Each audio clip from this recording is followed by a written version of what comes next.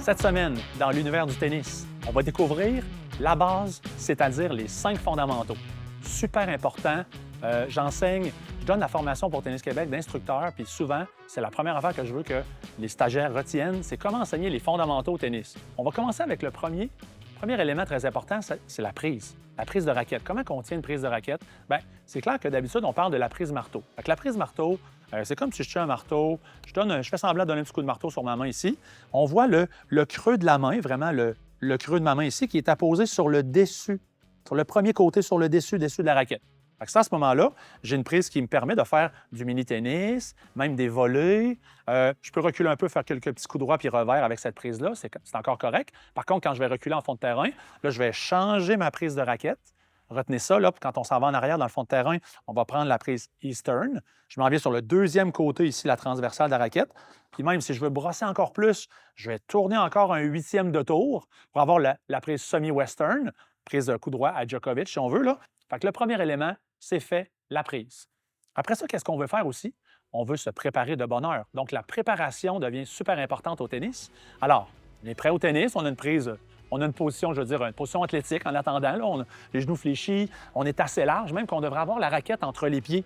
Si on regarde ici, OK, good, j'étais correct. Parce que par instinct, les gens ont tendance à se tenir un peu trop comme ça ici, plus étroit, mais on devrait être capable d'avoir une raquette au sol entre nos deux pieds quand on attend la balle. Puis même quand on va frapper, il faut également être assez large. Fait que si je fais un coup droit par là-bas, je viens prendre mon appui puis je frappe ma balle, bien, il faudrait que je sois au moins large comme une raquette entre les pieds. Fait que ça, c'est à retenir. Je reviens au niveau de la préparation.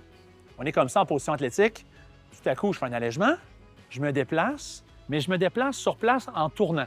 Fait qu'on va être de côté au tennis, c'est le plus important, c'est de se tourner rapidement.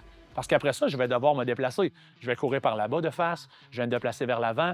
Si je me fais jouer une balle profonde, je vais me reculer, même en pas chasser pour reculer, me placer, positionner.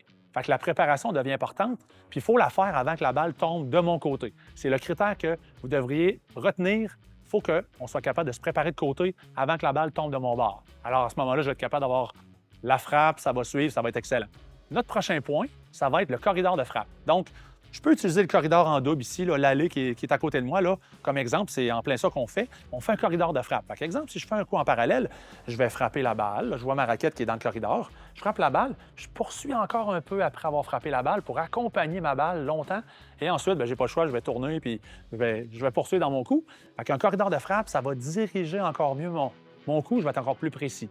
Comme dernier point, super important à retenir, fondamental, c'est le jeu de pied. Le jeu de pied, c'est rendu vraiment le point numéro 1 sur le circuit mondial. On voit que les joueurs et joueuses qui se déplacent le mieux sur le terrain, c'est eux qui sont en tête de liste. Là. Alors, le jeu de pied est important. Donc, le cycle de la frappe. On appelle ça le cycle de la frappe parce que ça va nous résumer. Au début, je suis en position athlétique, je fais un allègement, je me tourne de côté, donc ça, on l'a vu tantôt. Je m'installe, je cours, je me place. Je fais une grande enjambée quand c'est le temps de frapper. Je viens faire ma frappe avec le point d'impact qu'on a discuté. Après, je tourne de côté pour me replacer en pas chassé vers le centre du terrain. Donc, le replacement, tactique, éventuellement, on en regarde. C'est ce qui résume les 5 fondamentaux cette semaine. Allez pratiquer ça, amusez-vous, vous allez jouer du tennis encore plus dominant.